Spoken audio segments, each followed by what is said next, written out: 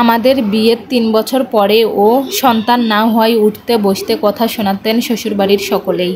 স্বামীও অন্য নারীর সাথে রাত দিন কথা বলতো, প্রতিবাদ করলে ধরে মারত। একদিন সবাই পরিকল্পিতভাবে আমায় বাপের বাড়ি পাঠিয়ে দেয়। এরপর আমাকে না জানিয়ে আমার স্বামী দ্বিতীয় বিয়ে করে ফেলে। ১ মাসে নিজে থেকে একবারও খোঁজ নেয়নি আমার স্বামী। কান্না করতাম নিজে থেকেই। এসব দেখে আমার মা বাবার টেনশন বেড়ে যায়। তখন আমাকে শ্বশুরবাড়ি যেতে বলেন। আমি তো রোজার আগে চলে আসি। সেখানে গিয়ে দেখি আমার সাজানো সংসারটাতে আরেকজন কত সুন্দর করে সংসার পেতেছে। আমাকে দেখে শাশুড়ি মুখ ভেকচিয়ে বলে, এসেছে নবাবের বিটি কতদিন পরে। বাচ্চা কাচ্চা তো দেওয়া দূরে থাক, কোনো শান্তি দেয়নি সংসারে। আমি বললাম, আমাকে ডক্টরের কাছে না নিয়ে গিয়ে ঘরে বসে বসেই এসব বলছেন? আমার অনুমতি ছাড়া আপনার ছেলেকে আরেকটা বিয়ে দিলেন কিভাবে?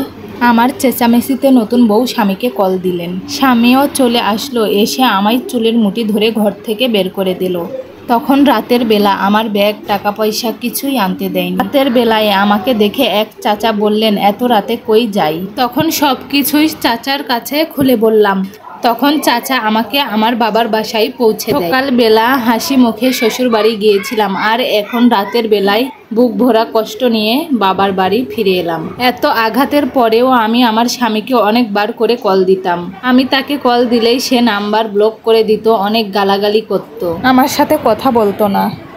তার সাথে কথা বলার জন্য কতগুলো সিম যে কিনেছিলাম, তারপরেও একদিন ডিভোর্স লেটারটাও পাঠিয়ে দিল। তারপর আমি পুরোই ভেঙে পড়েছিলাম আমার বাবা মার সামনে। তারা আমাকে আবার বিয়ে দিতে চাইলো আমার জন্য ছেলে খুঁজে। কিন্তু আমার ফুফাতো ভাই আমার জীবনের সব কথা শুনে সে আমাকে বিয়ে করার জন্য আমার বাড়িতে প্রস্তাব পাঠায়। সিদ্ধান্ত নিলাম এই ভুল সংসারে আর থাকবো না।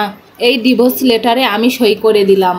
বিয়ের আয়োজন করা হয়। সে জেনে শুনে আমাকে বিয়ে করেছিল, তাই আমার আঘাতের জায়গাটাও সে বুঝতে পারত।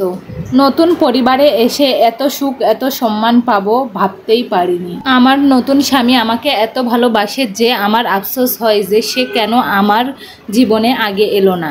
বিয়ের ৪ মাস পরে আমাদের খুশির সংবাদটা চলে আসে। আমার পেটে বাচ্চা আসায় পুরো শহরেই মিষ্টি বিতরণ করে আমার বাবা। আমার স্বামী আমাকে সোনার বালা উপহার দেন। আমার শাশুড়িও আমার খেয়াল রাখতেন। আমার মাও চলে আসে আমার শ্বশুর বাড়িতে। ৫ মাসে জানতে পারি আমার যমজ সন্তান হবে। এত কষ্ট পেয়েছি এই সন্তান না হওয়ার জন্য। এখন আল্লাহ আমাকে একটা নয় ২টো সন্তান দিয়েছেন। ৮ মাসের লাস্টের দিকে আমার ডেলিভারি পেন ওঠে। মেডিকেলে নিয়ে গেলে আমার ২ ছেলের জন্ম হয়। এতগুলো বছর কেঁদেছি এই চাঁদ মুখ দেখার জন্য। মেডিকেল থেকে যাওয়ার আগের দিন আমার প্রথম স্বামীর কল আসে আমার বাবার মোবাইলে। খবরটা তার কানেও চলে গেছে। আমার মা খুব মিষ্টি একটা হাসি দিয়ে বলেন, আমার মেয়ে মা হতে পেরেছে। আমার মেয়ে বাজা ছিল না। আজ তাকে একটু যত্ন করলে তাকে তোমাদের হারাতে হতো না। সুস্থ সন্তানদের নিয়ে স্বামীর হাত ধরে শ্বশুর বাড়ি ফিরলাম। আর ভাবি, আমার মতো এত সুখী আর কজন আছে। একটা মজার ব্যাপার হলো, আমার প্রথম স্বামী কখনোই বাবা হতে পারবে না। দ্বিতীয় বইয়ের চাপাচাপিতে ডক্টরের কাছে গিয়েছিল। ডক্টর বলেছেন আমার আগের স্বামীর বাবা হওয়ার ক্ষমতা নেই। এই স্টোরিটা একটা আপুর কথাই আছে, ধৈর্যের ফল মিষ্টি হয়।